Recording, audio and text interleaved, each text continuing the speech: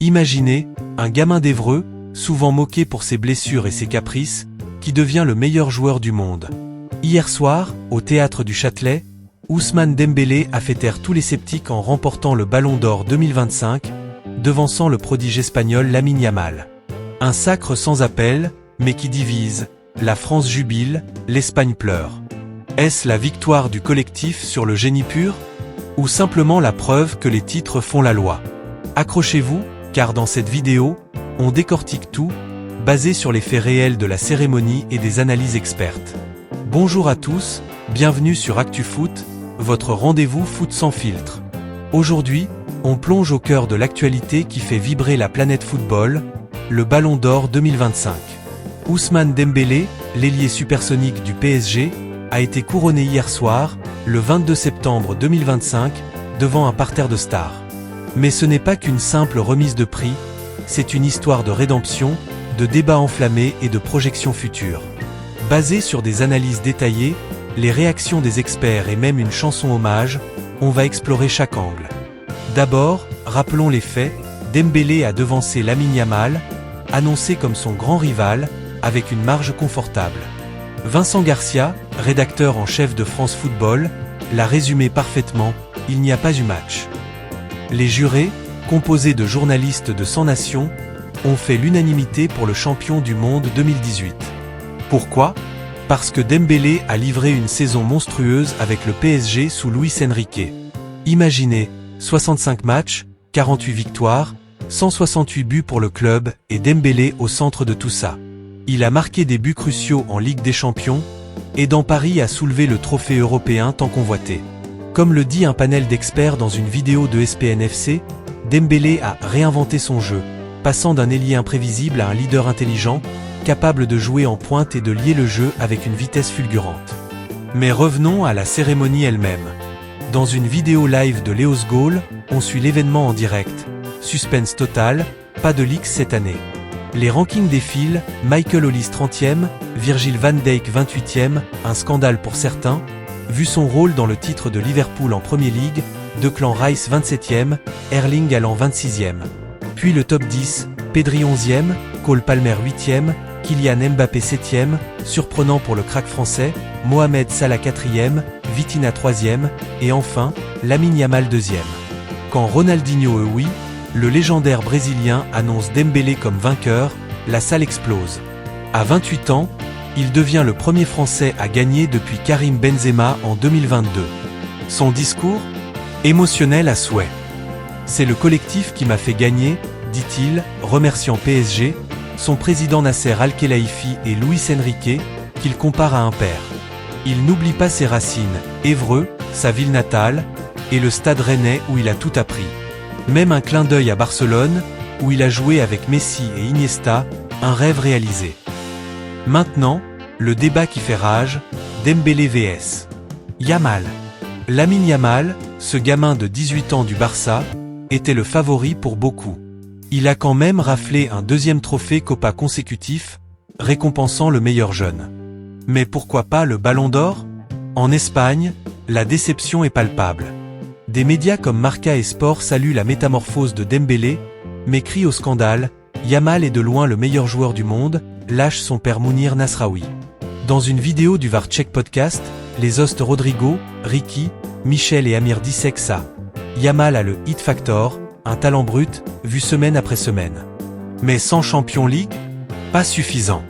Dembélé, lui, a gagné tout avec PSG, Ligue 1, Champions League. Même s'il a perdu la finale du Mondial des clubs contre Chelsea, ses buts en phase finale ont pesé lourd. Les experts soulignent que le Ballon d'Or est un concours de popularité où les titres collectifs priment sur le génie individuel. Historiquement, Fabio Cannavaro en 2006 a gagné après la Coupe du Monde d'Italie, preuve que les grands tournois comptent. Côté réaction, la France est en fête. Dembélé, champion du monde 2018, symbolise la résilience. Dans la vidéo CBS Sport Golazo, on voit son émotion. Stressé mais heureux, il remercie sa mère présente, son agent, ses coéquipiers, une famille. Il espère même gagner la Coupe du Monde 2026 pour son coach Didier Deschamps, dans sa dernière année. En Espagne, c'est l'amertume. Au Chiringuito, On voit Yamal sourire avec Rafinha et Pedri pendant la gala, ambiance festive, jusqu'à l'annonce. Les hostes du podcast parlent d'un « vol » prématuré pour Yamal, mais admettent que 2025 était trop tôt pour lui, malgré son potentiel explosif.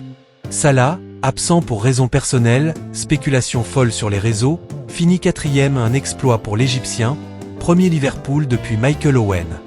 Parlons carrière de Dembélé pour contextualiser. Parti de Rennes, explosion à Dortmund, puis Barça pour 120 millions d'euros, un record à l'époque. Là-bas, les blessures l'ont plombé. Souvent absent, frustration avec les fans, rumeurs de départ gratuit. Sous l'ombre de Messi, Busquets et Suarez, il n'a pas pu briller pleinement. Puis PSG en 2023, scepticisme au départ, concurrence avec Mbappé. Mais Luis Enrique l'a transformé.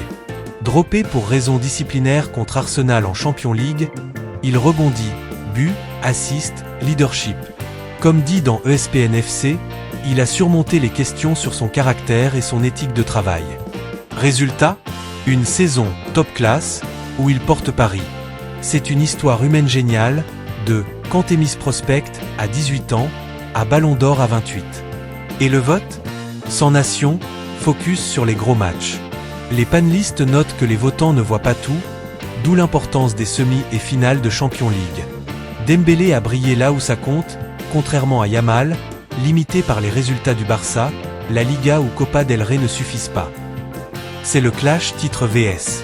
Talent, pour les uns, les trophées du PSG pèsent plus que le flair de Yamal. Pour les autres, le génie devrait primer, même sans sacre collectif. Dans le podcast, on compare à Modric 2018, pas forcément le meilleur, mais populaire. Post-Messi Ronaldo, plus de dominant clair, l'award est ouvert. Même une chanson hommage sur Football MP3.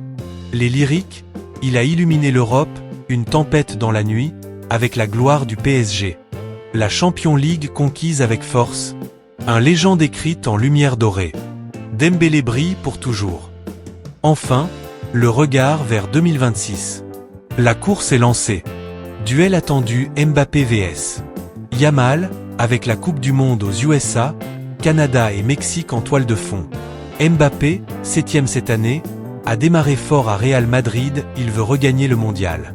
Les experts prédisent Yamal comme futur gagnant, il va s'améliorer.